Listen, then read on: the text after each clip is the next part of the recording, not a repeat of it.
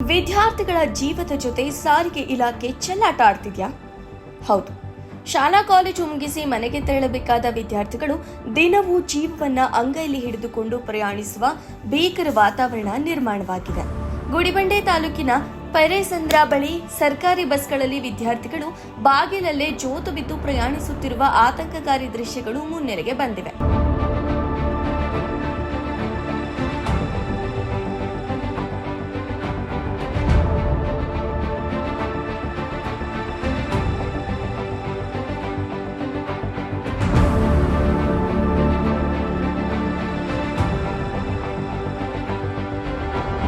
ಸರಿಯಾದ ಸಮಯಕ್ಕೆ ಬಸ್ಗಳು ಬಾರದ ಕಾರಣ ಶಾಲಾ ಕಾಲೇಜು ಸಮಯದಲ್ಲೂ ಸಮರ್ಪಕ ಸಾರಿಗೆ ವ್ಯವಸ್ಥೆ ಇಲ್ಲದೆ ಗ್ರಾಮೀಣ ಭಾಗದ ವಿದ್ಯಾರ್ಥಿಗಳು ಪರದಾಡುವಂತಾಗಿದೆ. ಸೋಮವಾರ ಸಂಜೆ 5:50 ಸುಮಾರಿಗೆ ಪೆರೇಸಂದ್ರ ಮಾರ್ಗವಾಗಿ ಚಲಿಸುತ್ತಿದ್ದ KA 57F1108 ನೋಂದಣಿ ಸಂಖ್ಯೆಯ ಸರ್ಕಾರಿ ಬಸ್ನಲ್ಲಿ ಮಿತಿ ಮೀರಿದ ಪ್ರಯಾಣಿಕರು ತುಂಬಿದ್ರು. ಜಾಗವಿಲ್ಲದೆ ವಿದ್ಯಾರ್ಥಿಗಳು ಬಸ್ನ ಬಾಗಿಲಲ್ಲೇ ನಿಂತು ಅಪಾಯಕಾರಿಯಾಗಿ ಪ್ರಯಾಣಿಸಿದ್ದಾರೆ. ಬಾಗಿಲಿನಲ್ಲಿ ಮಕ್ಕಳು ನೇತಾಡುತ್ತಿದ್ದರೂ ಲೆಕ್ಕಿಸದ ಚಾಲಕ ಬಸ್ ಅನ್ನು ವೇಗವಾಗಿ ಚಲಾಯಿಸಿರುವುದು ಸಾರ್ವಜನಿಕರ ತೀವ್ರ ಆಕ್ರೋಶಕ್ಕೆ ಕಾರಣವಾಗಿದೆ.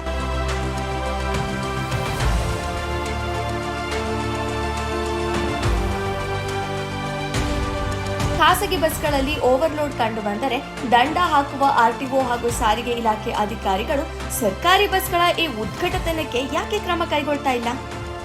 ನಾಳೆ ದಿನ ವಿದ್ಯಾರ್ಥಿಗಳಿಗೆ ಏನಾದರೂ ಹೆಚ್ಚು ಕಡಿಮೆ ಆದ್ರೆ ಅಥವಾ ಅಪಘಾತ ಸಂಭವಿಸಿದ್ರೆ ಅದಕ್ಕೆ ಹೊಣೆ ಯಾರು ಎಂದು ಪೋಷಕರು ಪ್ರಶ್ನಿಸುತ್ತಿದ್ದಾರೆ.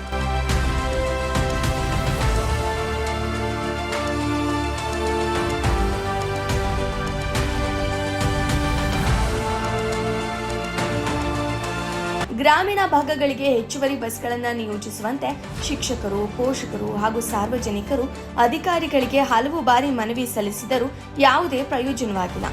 ಅಧಿಕಾರಿಗಳ ಈ ನಿರ್ಲಕ್ಷ್ಯದ ವಿರುದ್ಧ ಪೆರೇಸಂದ್ರ ಭಾಗದ ಪ್ರಯಾಣಿಕರು ತೀವ್ರ ಆಕ್ರೋಶ ಹೊರಹಾಕಿದ್ದಾರೆ. ಸಾರಿಗೆ ಸಚಿವರು ತಕ್ಷಣವೇ ಮಧ್ಯಪ್ರವೇಶಿಸಿ ವಿದ್ಯಾರ್ಥಿಗಳ ಸುರಕ್ಷತೆಗೆ ಸೂಕ್ತ ಕ್ರಮ ಕೈಗೊಳ್ಳಬೇಕು ಹಾಗೂ ಹೆಚ್ಚುವರಿ ಬಸ್ ವ್ಯವಸ್ಥೆ ಕಲ್ಪಿಸಬೇಕು ಎಂದು ಆಗ್ರಹಿಸಿದ್ದಾರೆ.